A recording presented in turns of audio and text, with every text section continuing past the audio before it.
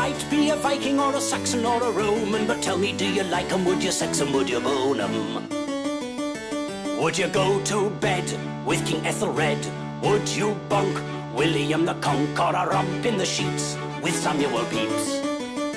Mussolini was a meanie, led a fascist insurrection, but does he make you creamy? Does he give you an erection?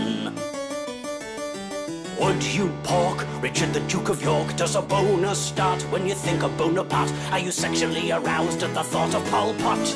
Historical hot or not? Hello and welcome to Historical Hot or Not, the only history podcast that looks at the life and times of history's most celebrated figures and asks, yes, but would you? It's the pod parchment that puts the ass in Macedonian Empire, the ab in Abbasid Egypt, and flicks the bean of Jacobean England. I am your co-host Aidan McCaffrey. I am not a historian, and this is... Catherine Mather, who is also not a historian. But we are comedians and we are horny for history. Kath, I understand that you just got back from Paris where you went to the catacombs. Did you see any hot skeletons? So many. There are 6 million skeletons in that catacombs, and I would fuck every single one of them. Without hesitation? Yeah, and was removed by guards on several occasions, actually, from mounting a pile of thigh bones. You think skeletons are famously, they don't have sexual organs, but they are all bone. They are. It's such a mystery, isn't it? And where there's a will and a bit of imagination, there's a way. There is. It's sad, that, isn't it, that your sexy organs go away eventually. It is, but little did all those dead Parisians from yesteryear know that wasn't going to stop old Catherine Mather when she showed up in the 21st century. I would have loved to have been in that meeting, wouldn't you? Like, okay, listen, we decided to build this capital city on a fucking swamp, and for some reason that's bitten us on the ass. We decided to build a whole bunch of just quarries underneath this swampy town, and not prop them up in any kind of way. So all the houses are falling down, all the dead people are just everywhere. It's a mess. So, and I know this is going to sound weird, but hear me out. What if we made the dead people decorations? Yes! I don't think this is a stupid idea. I literally, every time I go to Paris, I get annoyed.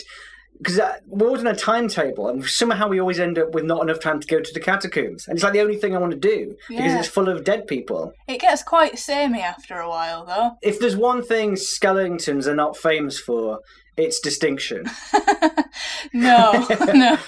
They are, they are the one equaliser, I guess. The medical people would disagree with that, because when they dig up bones of skeletons, they're always like, this was a woman one, this was a man one, this was a child one. Although, I dare say that even without medical training, I might be able to pick out the children ones. People were a lot smaller back then, though, so I reckon you'd be surprised, actually. Are you into short people, Kath? No, I like height. I'm into tall people, unfortunately. How about you? Well, I've identified a contradiction in your story so far, because you were at it with these skeletons like it was nobody's business, and they were all short, so which is true? They were all short, but that's because they were but just a skull. Oh, right. I like the idea that 150 years ago, 200 years ago, people weren't short. It's just that you've looked at just the skulls and assumed that's the whole person, and gone, Jesus Christ.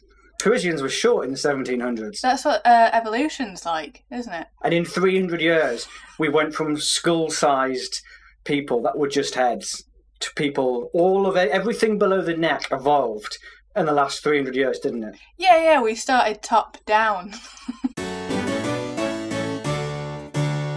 Today, we're talking about Jane. She's 42. And she's from Greenwich. Oh, Jane, 42 from Greenwich. I'm 37. Not too much of a leap for me. I'm going to open up eTrust. This is the historical dating app that we use here on Historical Hot or Not. Just a reminder of the format, because this is new. Kath's going to propose a historical figure to me First physical appearance, then she's going to go through the life and times, and at the end I'll just say whether I'd bang him or not. She did one last week. It was Mr. Thomas Beckett. And at the end, if they are hot, we will put them on the Bayo... We'll put... I can't remember my own pun. The Bayo Tap Thatistry. The Bayo Tap Thatistry. And as of yet, no one's on it. Beckett failed to make the cut. So we'll... what did you say your name was? So this is Jane. Incidentally, that is what I do on dates as well. 10 minutes in, I just go, what's your name again? Oh, yeah, cool, Jane. What do you want for a drink, Joe? I do like how you are the one who very much holds the format of this podcast together, and I just go straight into it. People will work it out on their own. They do, yeah. Like in last week's, when you just went, right, who've you got for me? And it was like barely introduced the concept or anything. So this photo of Jane I'm looking at is an interesting one, because she's sort of in the distance a little bit, like peeking her head round an arch. It's actually part of a bigger photograph, but I've just zoomed in. So in the original photo, she was even further, the painting, she was even further away from the easel / lens than she was in this. It's a bad omen.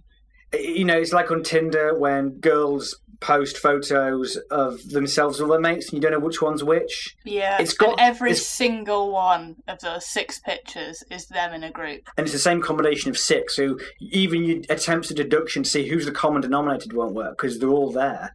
This is a bit like that. It's like she's gone, I don't have enough faith or confidence in myself, so I want you to paint me from about 40 feet away. I think she looks quite pretty. She sort of looks like Scarlett Johansson as the woman with the pearl earring.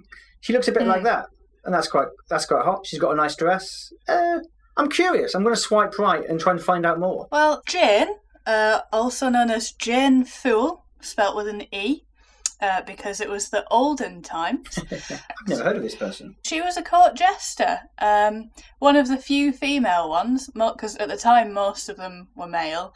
And I'll be honest with you, we're not working on much here. There's very little information of her life outside of the period 1535 to 1558. Is this episode going to be 4 minutes long?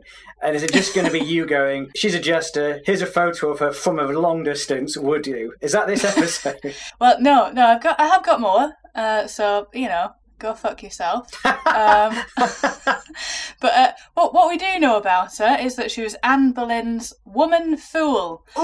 Because even back then, you couldn't just be a fool. You were a woman fool. Yeah. But she didn't actually seem that important to Anne, which was a shame. And Anne, of course, was beheaded on the 19th of May, 1536, for daring to miscarry a pregnancy that was potentially a male, and also for not being okay with her husband fucking around. Rightly so, in my view. I think Henry made the right call there. Absolutely. Now, Aidan, how long after arranging your wife's murder do you feel is a respectful period to wait before moving on? It would largely depend on whether I'd had lunch or not. If I had eaten already, I think we're talking minutes. Mm-hmm. If I hadn't eaten, I'd give it an hour. I would eat quickly, but I've got to factor in a walk to a nearby Subway, eat the Subway, come back, then I'm back on it. How quickly do you think that you could find somebody? It would depend where I was. If I was in a shopping centre, you're talking seconds, right? Yeah. I mean, I'm overestimating my own confidence here, because actually, in my actual dating days, I couldn't just go up to someone and be like, all right, love, is that a ladder in your tats or a stairway to heaven? I wasn't one of those zingy one-liner confidence guys. So actually, putting it into that context, I'm going to say 36 hours, and that's me factoring in the minimum time I need to get on Tinder, swipe right, get a match, and then find someone who is up for meeting up very quickly. Yeah, your schedules have to align. 36 hours, 37 hours if I haven't eaten. Henry spent a little bit longer, actually. He married his third wife and his favourite wife, Jane Seymour, an honourable 11 days after having Anne murdered. What a ledge. Player's going to play. What are you going to do? Well, you know, time marches on, doesn't it? It does. You can't dwell on the past, Kath. You can't. You can't. Your wife's head is still warm on the cobblestones. You can't hang on to the past. You got to move on. Yeah. So after Anne was murdered, Jane got passed on to Princess Mary, who was very fond of her. So Princess Mary, eventually known as Bloody Mary, if you were a Protestant, was the only daughter of Henry VIII and Catherine of Aragon to survive infancy. What a claim. Everyone's got to put something on the Tinder profile, don't knock it. Yeah, someone's doing well for themselves. Yeah. So at the time, it was custom for all jesters to shave their heads every 2 or 3 weeks. And even though Jane was a lady one, she was no exception to this rule. I heard that's one of the new criteria for performing at the Cavendish in South London. Yeah, you've got to buy 2 drinks, bring the audience. But hang on, why did these women have to shave their heads? Did they not think long hair was funny back then or something? No, I think it was just the uniform, you know.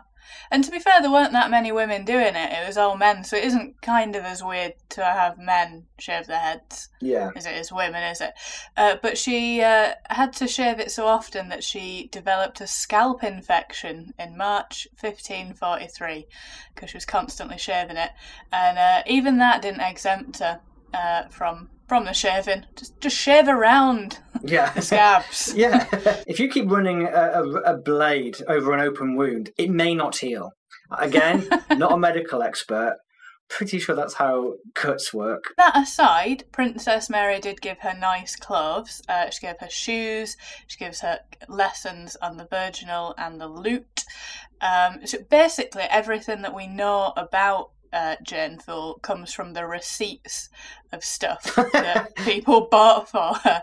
So if you look her up, it's just lists of things that she was clothed in and owned.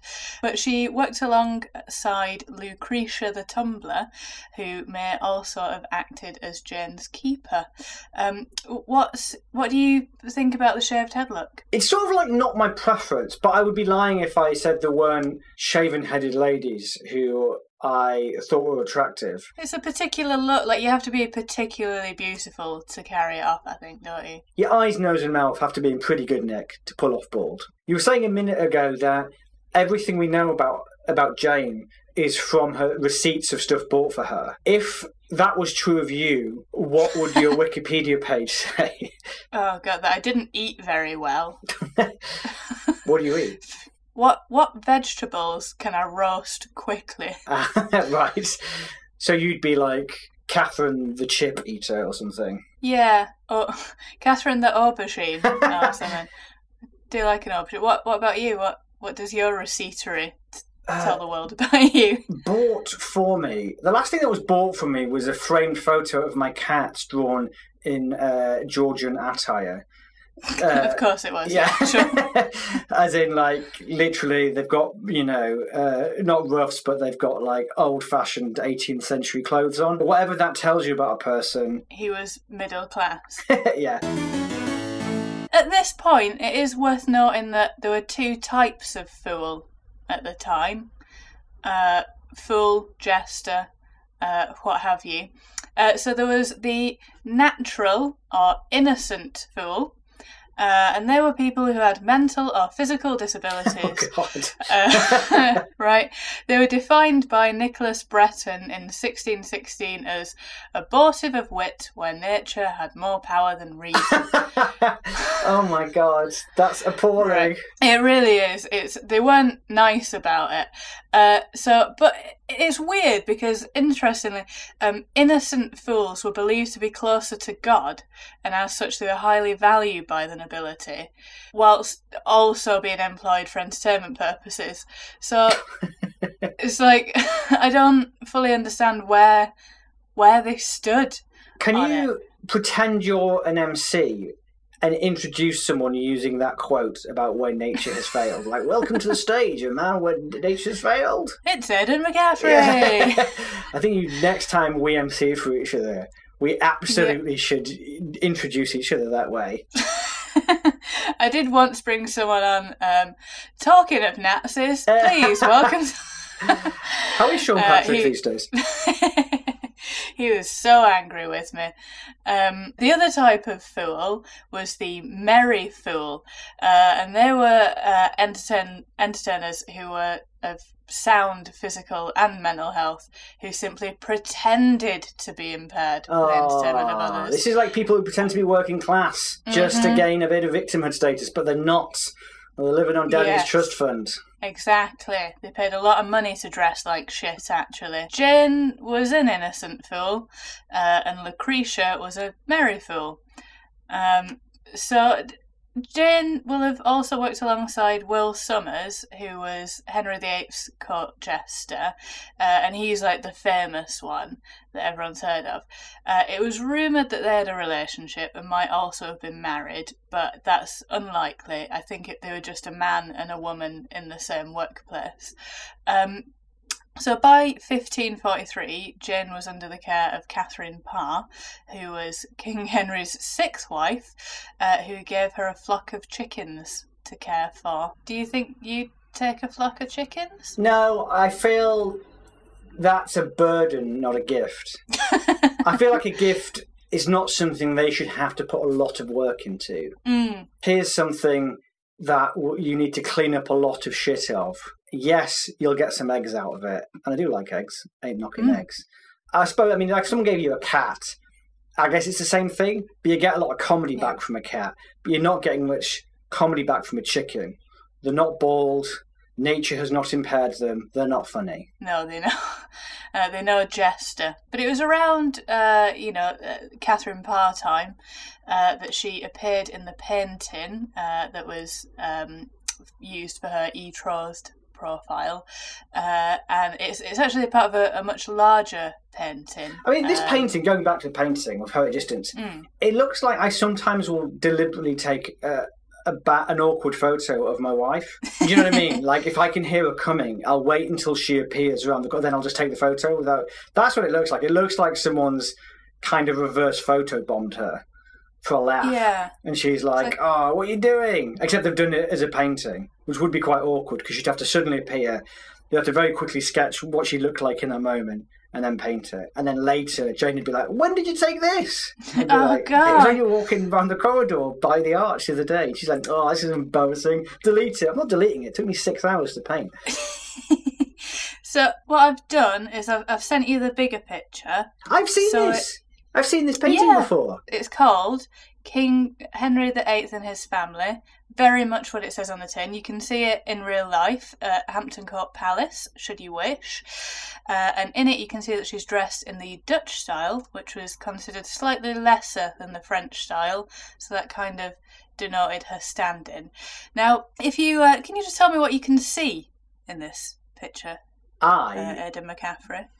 Right, this is where I think I'm going to earn my historical bona fides, because I think I know what's going on here. Right, go on. The painting is Henry VIII, his son Edward, his third wife, Jane Seymour. Mm-hmm. You've got Jane on the left, accidentally walking past the door as the painting's being done. There's a guy on the right, on the opposite arch, who's walking past. Again, he's not even looking. He's not even aware. He hasn't even looked in and gone, oh shit, the painting. He's just walking straight past. And he has something on his shoulder that looks like a monkey with a red coat on, or the daughter, the little red-coated person in that Nicholas Roeg film with Julia Christie. Schindler's List. No. That would be quite funny if it was just black and white outside, except for this one girl in the red coat. No, I've forgotten the name of She's everywhere. Don't Look Now. There's like a little character running around in a red coat that they think is their dead daughter, or their dead child. But it's not. It's just like a little monster person. I've got the three middle people right. On either side of the three central royal figures, there is two women. Is one of them Catherine Parr? No. Fuck. No. Is one of them Catherine of Aragon, and is one of them Anne Boleyn? No, they're his kids. Oh, in that case, sorry, it's Mary and Elizabeth. Yeah. Right. And then the guy with the monkey on his shoulder, that's Will Somers. I'm right in thinking this was painted way after the Jane Seymour who's out of the picture, right? Yeah, so at this point, she's been dead for 10 years, and he's married to Catherine Parr. And she doesn't get to be in the picture of Henry with his family. What an absolute burn! Right? Yeah. What a kick in the minge. Absolute punch in the tits, that one. So Henry, when do you want me to come for the sit-in? Oh, honestly, it's fine. Go look after the chickens. We'll just work from one of the old paintings we've got of you. Don't worry about it. Have the afternoon off, love. But isn't Jane looking after her chickens? No, she's going to be in the picture. Yeah, who else is going to be in? Will. Will and his monkey are in the picture, and I'm not in the picture. What the fuck? Will's not even going to know he's in the picture. That's the absolute sting. There's going to be a woman in the background who's surprised to be in the picture, who's in bloody, of all things, Dutch clothes. What the fuck? Right. The fact that she was in this picture just shows quite how high her ranking was at this point within the royal family, because they wouldn't have had her there if she was not, a somebody. Being close to the king, I think in any role, is quite prestigious. Like, apparently the person that used to help the king in the toilet is one of the most revered jobs in the land, because you're sort of that close to them. They trust you to be in there with them, and you can give them advice and they listen to you, have a little chin wag while they're doing a number two. A woman of high standing, and a funny woman to boot. Yeah. So I've got two questions. Yeah. The first one, if you were the king, would you have somebody to hang around the toilet with you, or would you find that distracting? I would, if I was a absolute monarch, I would be benign, because I'm a legend. Yeah, like that tumour you've got. Like that tumour I've got. And because of that, I couldn't have anyone in the toilet with me while I shit, because no one needs to be subjected to that. We don't know each other that well, Kath, but I'm willing to tell you this. I'm a 15-minute minimum. Oh, right. You take a book in with you. Take a book in, get through 3 or 4 Economist articles, write half an episode of Historical Hot or Not. A lot happens in there when I'm busy, and the room is not fit for purpose for long afterwards. So, no. Out of kindness to others. And when King Aidan I dies, they will say of him, he was a good king. He shat in no one's presence. That's all you can ask for. Exactly. What about you? Oh, absolutely not. That's just for me. Just as your personal time. Henry's got 3 kids, as you can see here in this painting. As far as I know from parents, having a long poo is the most personal time you get. So the last thing you want in there is your chief advisor. You don't want Alistair Campbell in there going, so we've got some tax problems. You're like, can I just have a sweet 15 minutes, please? For God's sake, Alistair. You don't want to have to make small talk, do you, No. whilst you're straining? The second question that I wanted to ask you is, what do you think about dating a more powerful woman than yourself? Who says I'm not? Well, yes, you're... I actually suspect I would get a kick out of it. Have you seen the show Borgen? No. It's an excellent political drama with a super hot Danish PM, and she's really attractive. And I think I'm actually weird. I might even be into power. Do you know what I mean? Because the idea of her is like, she's attractive. I mean, she's physically attractive. What I'm saying is, I'd like to be the junior partner in a coalition with her, a sex coalition. So from this, we've learnt that Aidan's a sub. A sub who will not shit in front of anyone. So Henry died. What? No. Oh, bloody hell! Spoiler alert. Yeah. Ugh, I know. We'll have to put one of them at the top of the episode.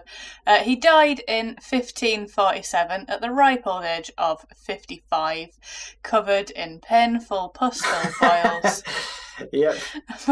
Possibly suffering from gout and scurvy. And looking largely like a beached whale. Yeah, he got growth hormone deficiency, potential McLeod syndrome, which led to his behavioural changes and slightly off decision-making abilities. So his son Edward VI took the throne briefly, before dying of a lung infection, aged 15, on the 6th of July, 1553. And then Mary became queen, didn't she? Well, so no, Edward... there was like an interwoman. There was like a brief interwoman one, wasn't there? Yeah. So Edward didn't want Mary. He didn't want his sister to be, because I think there'd been a bit of bad blood there. And he chose his 16-year-old, I think, cousin, Lady Jane Grey, to be his successor, and she was for 9 days before Bloody Mary rode into London, had her executed, and became queen in August 1553. Oof. Can you imagine that? Yay, I'm the queen! Oh, God, no! Charles had better watch his back with William. At 16 as well. Your whole life ahead of you. a whole life of shitting in front of advisors taken away from you. Poor bugger. Jane, she remained Mary's court jester. I don't know if she rode in on a horse to take London as well. Maybe she's just kept the troops happy with a few knock-knock jokes. I don't know. She was really close to Bloody Mary. She'd go riding with her and gambling with her, which I think is kind of sweet, isn't it? You know, they were friends. Yeah. Are you a gambler? Dare I say in next week's episode of Historical Hot or Not, this is a subject that may be touched upon. Problem gambling. Little teaser for you there, Kath. I just do it on stuff like elections and that, which I like, but I'm afraid that I would like it too much. So, again, I just do it on special occasions. Special occasions like elections. Yeah, you know how it is. That's less betting than even I do. That's like once every 4 years. You see, I don't like betting on elections because if I wanted to be a realist and actually try and make some cash, then I'd vote on the right-wing candidate. But then I would worry that would corrupt who I want to win. Like, I want the left-wing candidate to win. But if I've got 50 quid riding on it, maybe a second term for Boris wouldn't be so bad. Jane was included in the St. Valentine's Day lottery every year until 1558. So what they did, they had... Which would you rather go to? The St. Valentine's Day lottery or the St. Valentine's Day massacre? Massacre every single day. You'd rather be mowed to death with bullets than do a scratch card. Yeah, absolutely. How about you? Same. Yeah. Men would draw the name of a lady who'd be their dancing partner, and then the women would have to buy their dancing partner a gift. But the Queen would do this on behalf of Jane, so she didn't have to go out to the shops or anything. I'll sub you, Jane. Don't worry about it. Yeah, it's fine. I've got this. She was entirely supported by the Queen. She had an illness, and then she had an infection in one of her eyes in 1555, and the Queen paid for a doctor and round-the-clock care for her. Hey, a job that includes private medical. Who could say no to that? Well, exactly. So, as we all know, Mary I died. What? No! I can't believe the ending of this story set in the 16th century is everybody dies. This is like Reservoir Dogs all over again. It is. So she died on the 17th of November, 1558, of the grand old age of 42. She died during a flu pandemic, although it was likely uterine cancer that she died of. So her husband, Philip of Spain, they were not particularly close. It was not a good marriage. Hang on, wait. I'm sorry. I think I've lost track. Who died? Queen Mary died. She was married to Philip of Spain. They didn't like each other at any point, I don't think. And upon hearing of her death, Philip of Spain said, "I felt a reasonable regret for her death." Oh my God. How much would you miss me if I died? It would be a reasonable amount. But actually, you could interpret that as meaning a lot. Yeah. Because like the reasonable amount for a husband to grieve would be loads. So he's actually picked his words carefully like a lawyer there.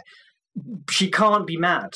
I mean, she's dead, so she has no choice. But she can't be mad because he'd be like, hey, I said a reasonable, and reasonable could be fucking loads. Yeah, I mean, it's none, but it could be. Yeah, I feel nothing, but by what I originally said, I could feel a lot. Because the thing is, as well, she had a couple of phantom pregnancies, so everyone thought she was going to have a baby, and I think he got quite angry with her that there was no baby, and it's like, you're pretending to be pregnant, and she wasn't. I think she just had cancer.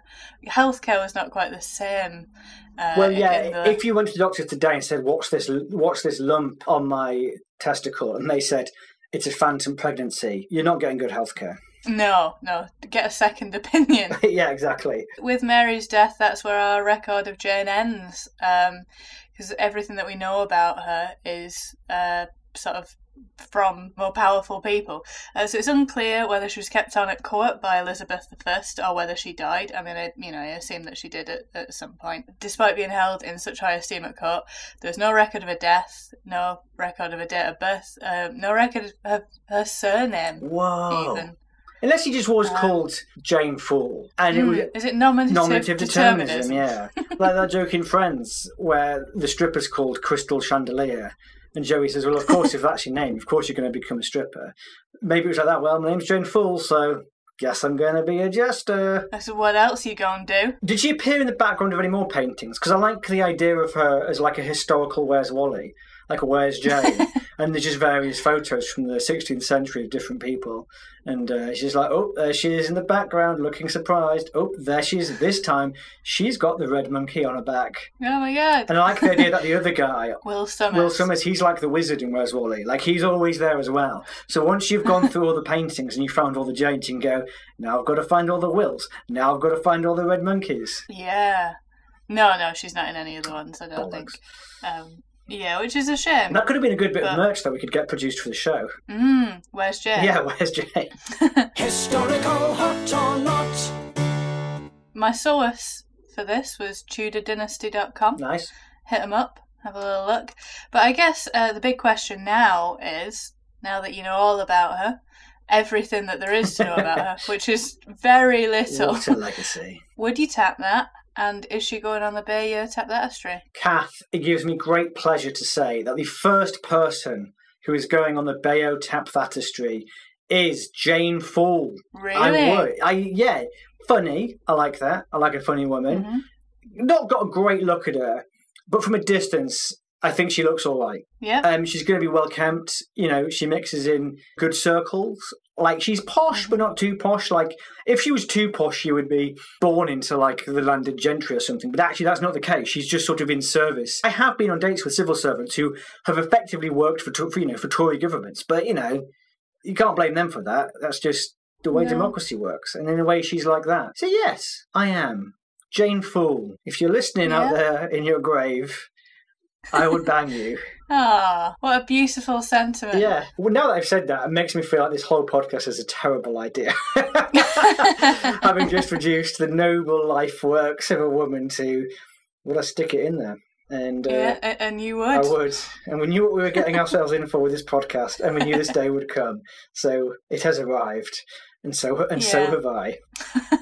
So I guess one of us is going to have to start sewing. It's not sewing, is it? What's it called? Oh, yeah. Yeah, because it's a tapestry. I think it's like cloth, isn't it? Embroider. Didn't you say to me the other day, because we're getting a guy to make some artwork for the podcast, which by the time you download this, you should have already seen. But didn't you suggest we should get him to draw the tapestry? Yeah. Although I heard it's quite long. Well, that's why I don't think I said it when you said it. I thought, that's quite a lot to ask him.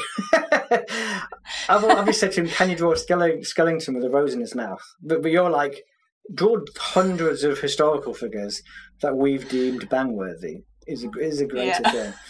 But, all of it. Do it all. But if you are an enterprising listener and you fancy making the bang tapestry, fucking hell, the tapestry, go for it. We ain't going to stop you. Yeah, no, that'd be great. I'd love to see it. Tell your friends about this podcast if you liked it. I understand rating and reviewing on the podcatching app of your choice is a very good way to spread the word. But just tell people about us. Spread the word. Get out there. Retweet our tweets. All that jazz. If you know anyone who likes history and is horny, preferably both. But really either. And everyone's horny at some point in their life. Get them listening. Yeah, absolutely. We might have some merch coming. It's early days. We're sort of recording this very far ahead of when we will actually release them. Oh, but I'm so excited for our merch. If it comes together, it's such a good idea that Kath came up with for what we should do as merchandise. So watch this space or watch our Instagram feeds. Take care. Stay sexy. Stay sexy. Stay alive. But if you can't do both. On this podcast, that ain't a bad thing, is it? No. Everybody that we talk about nearly is both sexy and dead, so... That's it for Historical Hot or Not, and remember, it's not what's on the outside, it's what's on the inside of the coffin that counts. See you next week, everybody. You have been listening to Historical Hot or Not. If you'd like to contribute, we would fucking love that. So you can find us, we're at Ko-fi, buy us a coffee. Don't send it to us personally, it'll be cold by then. But it's ko-fi.com/hotnotpod. Send us some coffee, not real coffee, send us the money for coffee. Episodes written by Aidan McCaffrey and Catherine Mather.